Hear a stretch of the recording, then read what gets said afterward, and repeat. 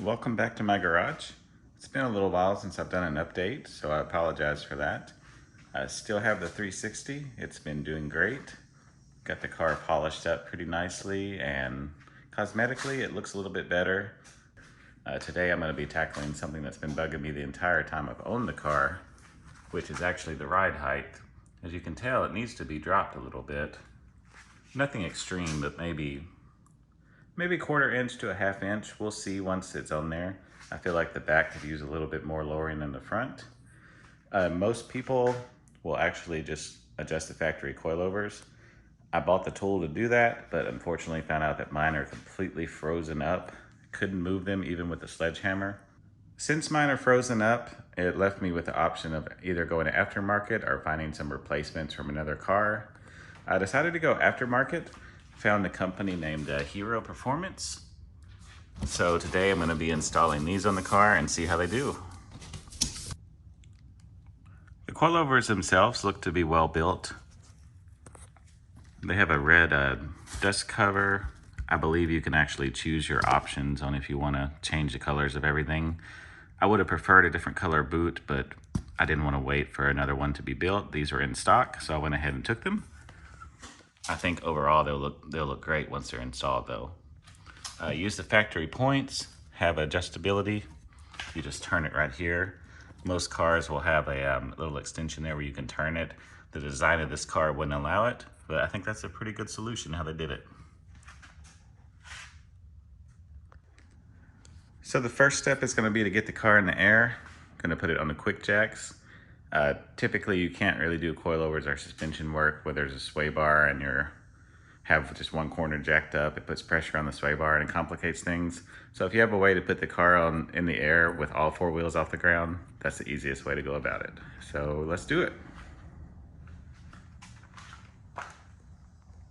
Before I lift the car up, I'm just going to get some before measurements. Looks like the fender is just slightly above 26 inches from the ground.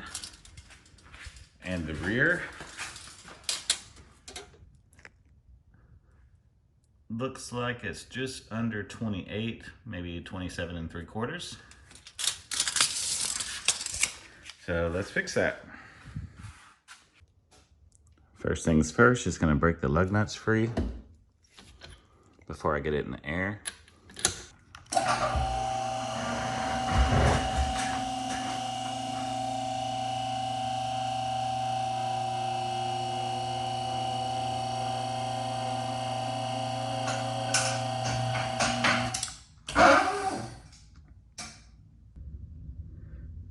So this is the factory setup.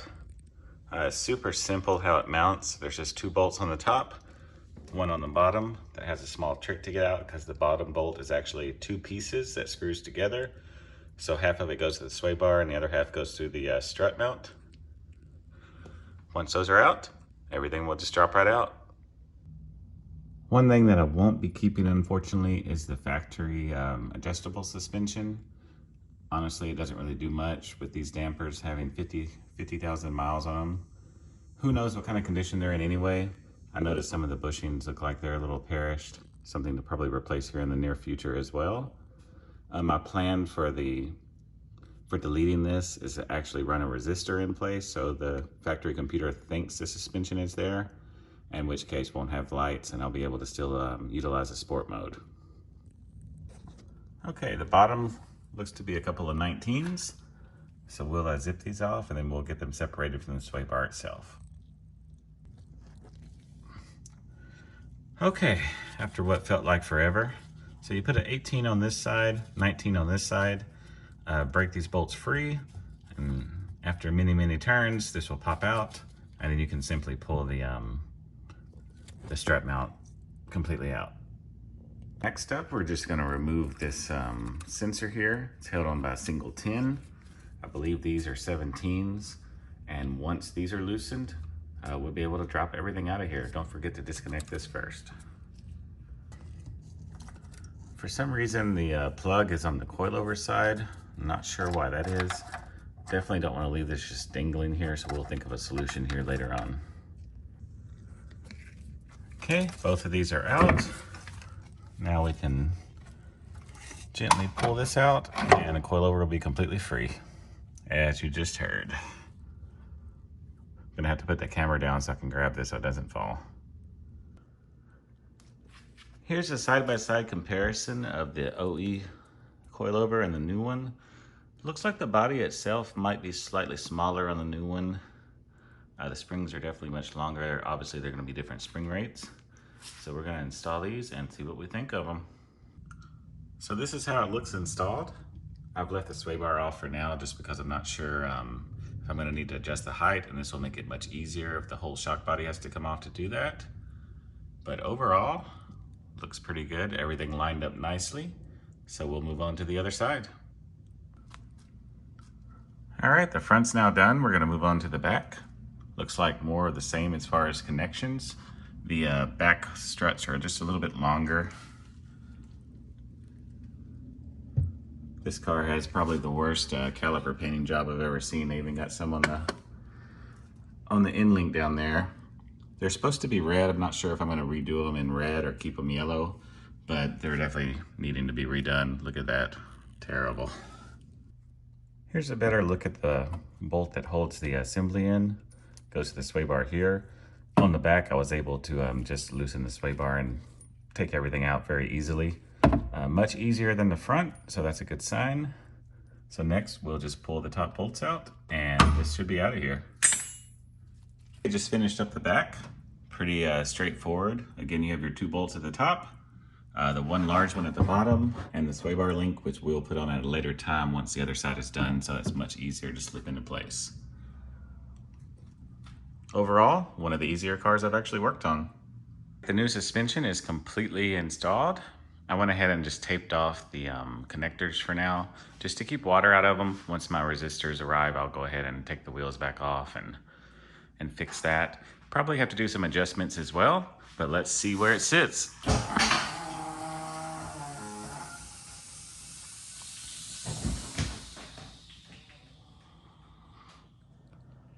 Back is much, much lower. Front looks quite a bit lower as well. Looks pretty good actually. So I think the next step is just going to be to get it out, drive it around, and see if it settles.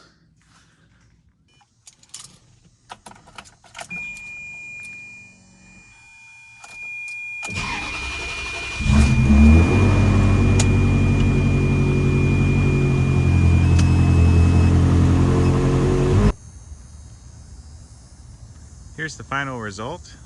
Car is pretty low now, especially the back. I think I might actually bring the back up a tad and maybe the front down slightly. This is just straight out of the box without any adjustments. Car feels great when you drive it. A slight nervous feeling, but I think that's from the alignment being off. So we'll have that corrected here shortly. But yeah, overall, I'm very happy with these and can't wait to go for a drive and show you what I think of them. All right, let's go for a quick drive here and see what we think.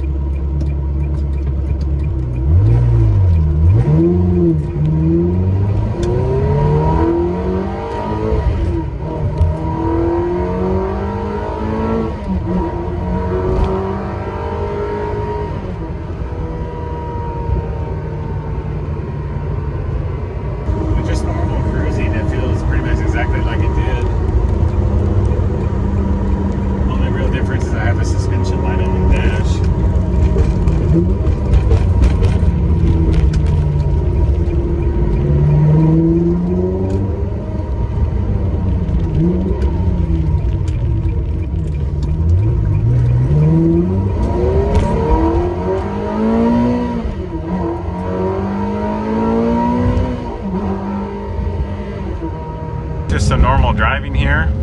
Car feels exactly like it did. I do have the suspension on the light dash that I mentioned earlier. We're going to rectify that with some resistors when they come in the mail. I believe the ones that we need are 2.6 ohms, but I'll have to verify that.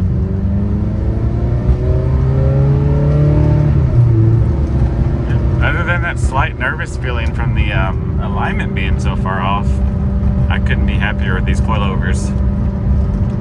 Overall, for the price paid, or any price paid really, I think the car feels great.